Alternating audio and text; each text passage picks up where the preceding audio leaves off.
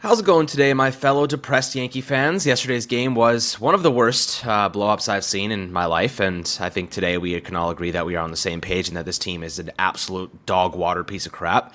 I don't know where to go from here, guys. I don't know where this team goes. I think I know what we should do, and that's call up the young guys, see if we have anything for the future, because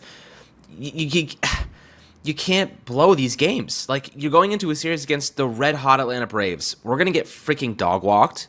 We're going to leave that series probably 7 games behind in the wild card, and we're going to be stuck wondering what the hell happened. And today, I wanted to rehash 2 of the really embarrassing trades that Cashman made and kind of went down, and how that emphasized this downward trend and how it expedited this spiral. This team is going like this, down, down, down, like as if it was an airplane that got shot down, and instead of ejecting, we're just hanging on, man. We're going down with this ship. We're going down to the ground. We're not like, screw the parachute. We want to, like, they're like, we're crashing. We're going down with the ship. And it's kind of crazy to me that we're doing this. You know, pull the freaking ejection button, get the parachute out. Let's see what we got with the young guys. Let's see if we can save ourselves. Let's land in some soft green territory. Let's not land head first into concrete. Like, let's do something here to actually promote the future of this team. I think it's a pretty obvious narrative. I feel like a lot of people agree. But nonetheless, the front office is doing the exact opposite of what everyone seems to think is the right decision. So call up Everson Pereira. Call up Austin Wells. Start giving the young guys opportunities, because right now, this is the worst Yankee team I've seen in a very, very long time. Like, one of the worst I've seen in my entire life. And I imagine a lot of you guys who are older than Ryan and I probably maybe the worst team you've seen in your entire life too. So, Ryan, what are you thinking right now after yesterday's loss? I mean, I pretty much am wrapped up on the season at this point. I'm pretty much done. I don't think that we stand a chance.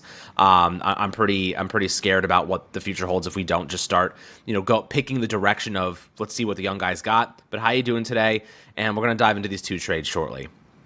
Yeah, the Yankees are in a weird spot, right? Like, not only are they not playing good baseball, but like, this is a year you expected to win. Again, there were $293 million US put into this roster. You expected this team to not be like with 6% odds to make the playoffs, not even make the World Series. I mean, entering the season, they had better odds to win the World Series than they currently do to make the playoffs. So, what does that tell you, Alex? Right? Like, we're talking about the playoffs as if it's the same. It's a less likely outcome than what the World Series felt like on March, right? So that's crazy to me.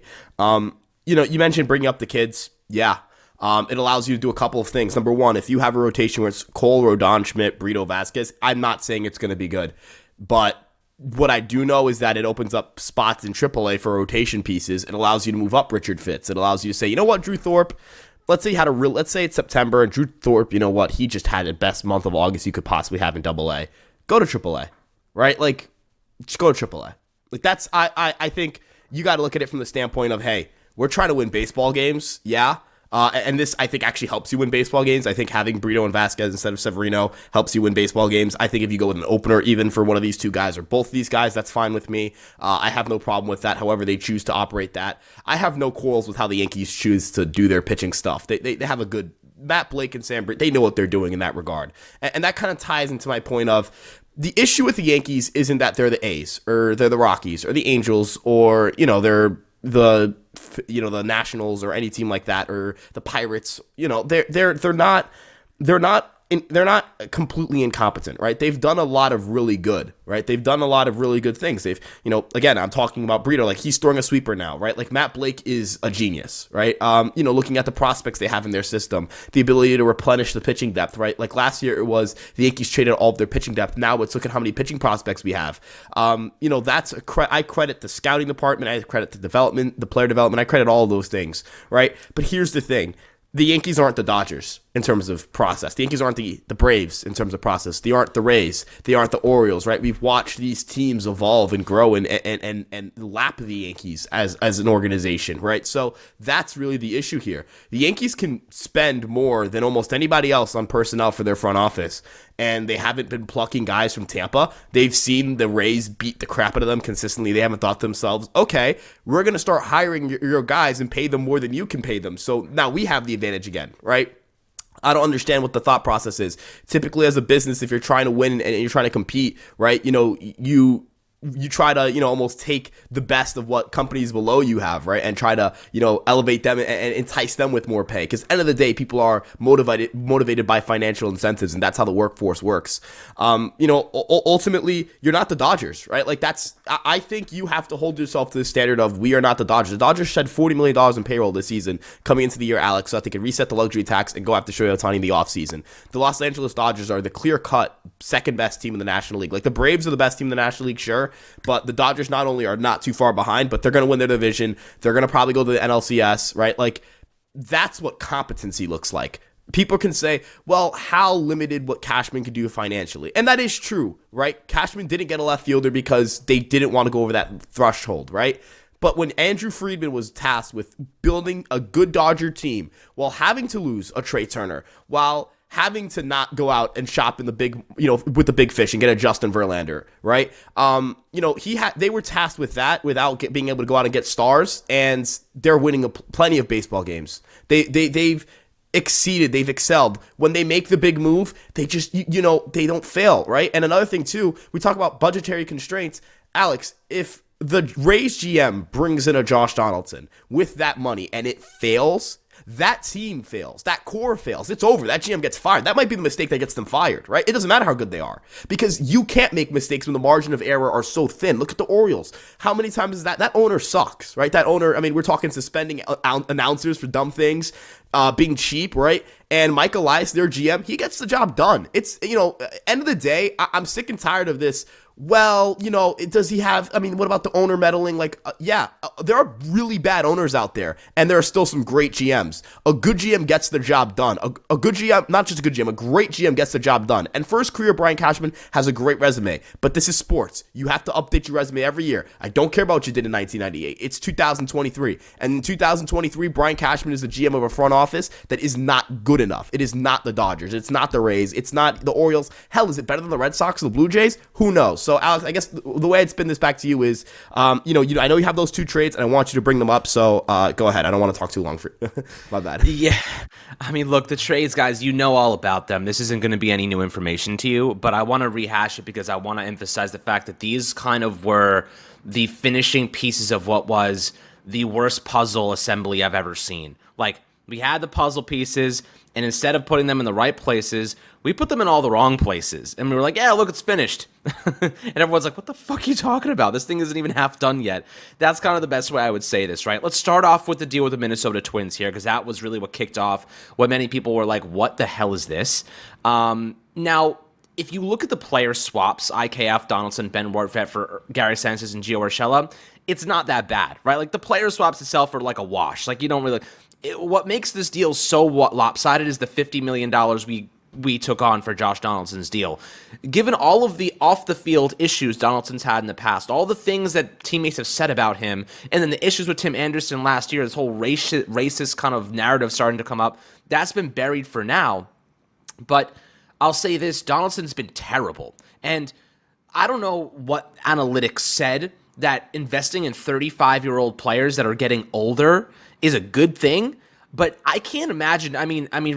For context here, Ryan, I'll ask you this: if you were sitting here and assuming that analytics are making a big impact on the decisions the Yankees are making, which we know is true, do you think that the analytics really said that investing $50 million in a player that was going to end his tenure with the Yankees at 37 years old made sense, right? He was 35. His numbers have been declining, like slightly year over year. Took a huge step off in 36-year-old season. This year he was obviously terrible as well. Fine defensive player, offensively completely lost it. Do the analytics support that investing $25 million per season in old-ass players is a good model to follow?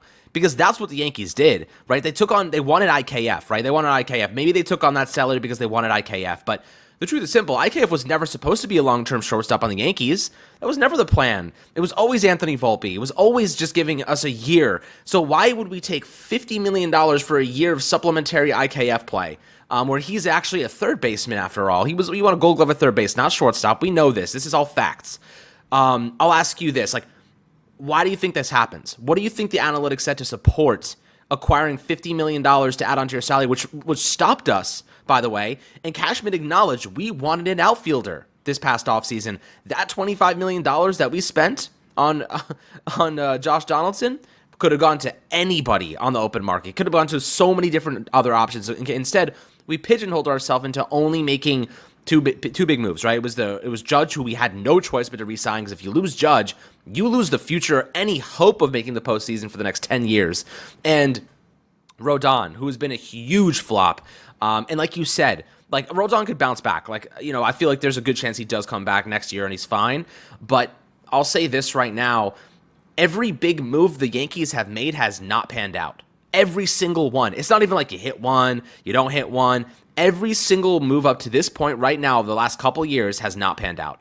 And that's really confusing to me. Like, Stanton ended up not panning out. I mean, like, he was good for the first couple years. And people reference, like, the ALCS appearances. Like, oh, we made the playoffs, this and that.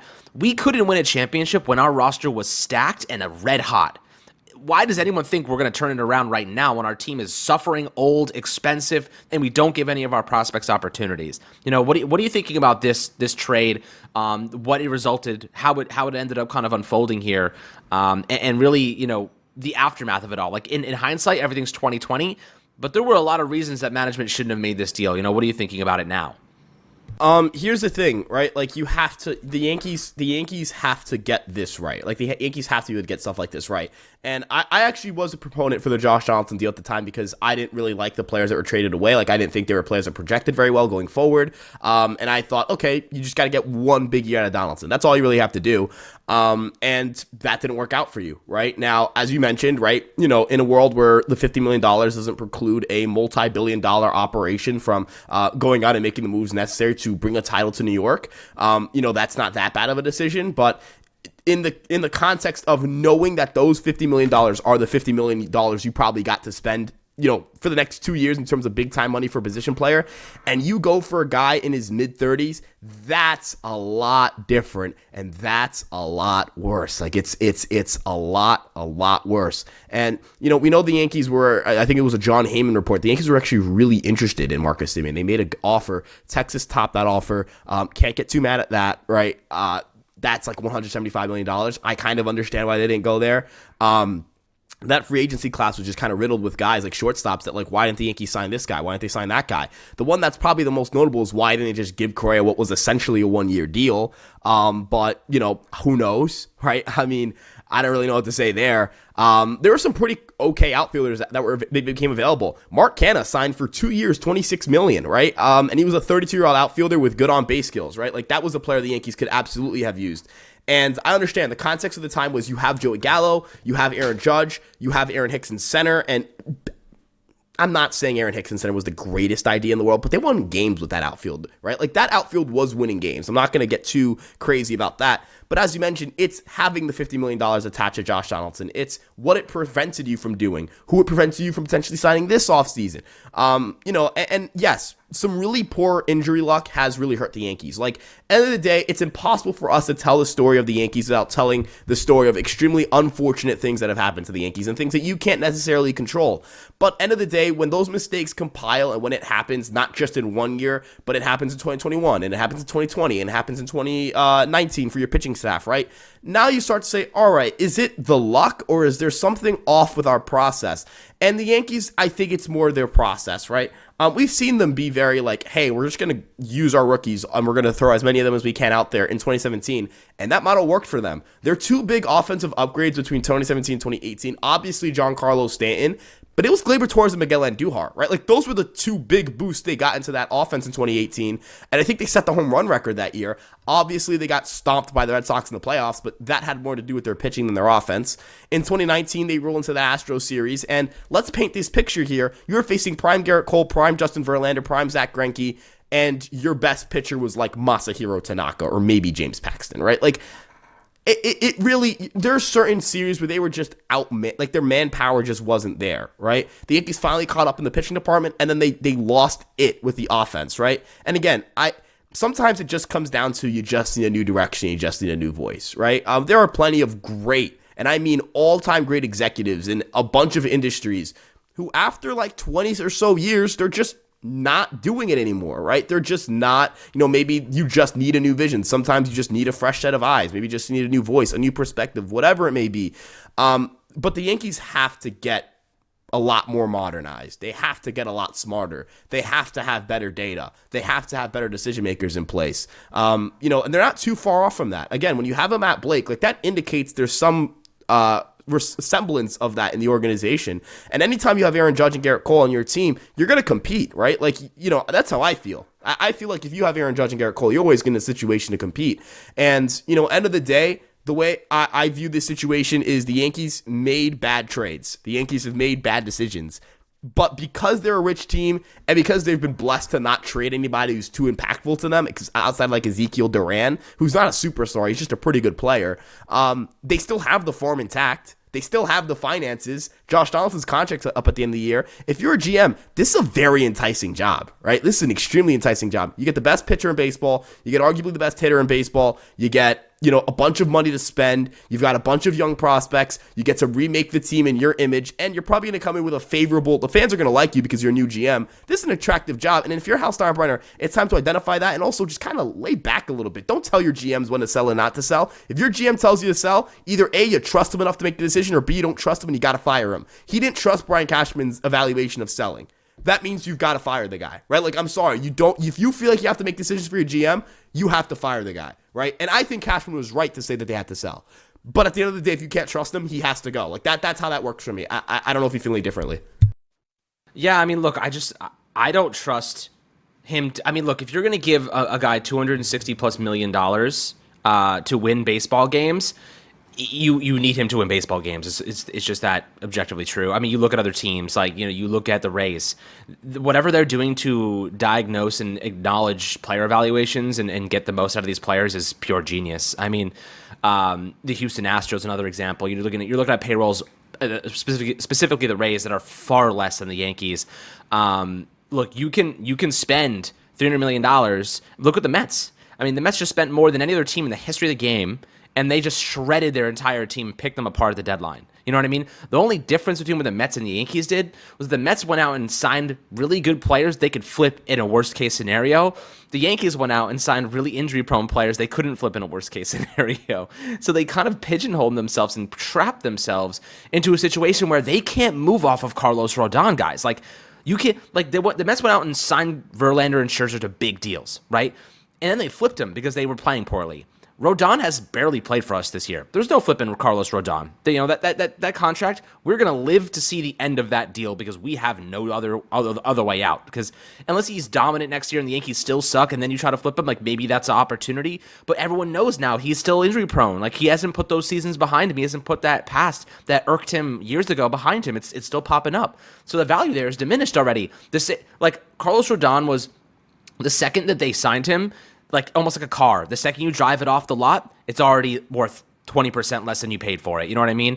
The Mets went out, traded Verlander's deal away, and got a couple of top prospects from Houston in return. And Houston has a really good farm system. So you're like, they walked away with value there. We are just so far behind in terms of everything that we do. Everything that we do seems like 10 steps backward. And then every positive we make is like a tiny little bullpen piece that somehow ends up with a 2 ERA. And we're like, oh, wow, like Keenan Middleton's really good for us, but like no one gives a shit because our offense can't hit.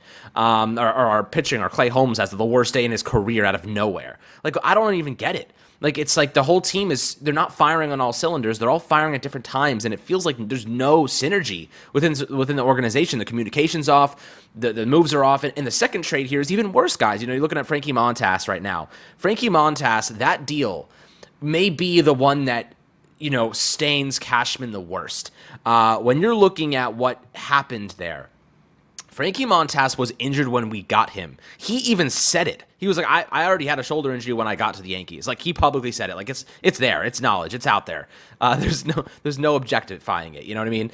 And I'll say this, when it comes to Cashman making those deals, maybe that's not entirely his fault. Like, and look, the Yankees wanted Luis Castillo. Didn't get him. went with Montas as the alternative option, as the backup option here. Obviously, that did not pan out. Lou Trevino, Tommy John surgery. He's probably gone after this year's 1 year of arbitration, but are you going to pay him $4 or $5 million coming off an ACL tear, or rather a Tommy John surgery? Probably not. When it comes to Frankie Montas, maybe you bring him back on a cheap deal, but that seems like a recipe for disaster too, because like we know for a fact that Cashman loves to do this. Oh, let's instill all this faith in a guy coming off Tommy John surgery, and we're going to make him our number 3 or number 4 guy in the rotation, and then he ends up injured again. Luis Severino, like that's the one that's the perfect example there. Or a massive drop off because, he's just not good anymore. The injuries have caught up to him maybe. The confidence isn't there. The Yankees need to start moving off of durability issued players and start bringing in guys who actually show up and play every day. Garrett Cole is one of the only players on this team that actually shows up every single time and performs. Sometimes he has a bad start. 99% of the time, it's a pretty damn good start. 2 innings allowed, two earned runs allowed yesterday over 6 innings. That's totally fine. Like that is fine against a good Miami offense. The Montas deal will go down as one of the ones that, like, it was a last resort. Like, they wanted to make a move, but, like, Ken Waldichuk, he's not really good, but they could have turned that into maybe a better offensive piece. They could have called Waldichuk's value elsewhere instead of Montas, who was already injured when we got him.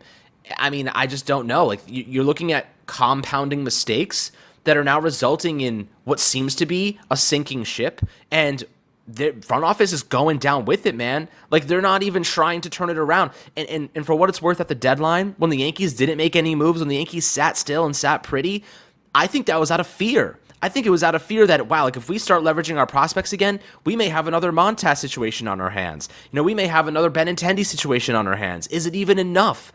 They just played it pretty and played it safe because they were scared of making another mistake. And I wouldn't be surprised if Hal Steinbrenner, said, do not make any moves because I don't trust you guys to actually get the job done.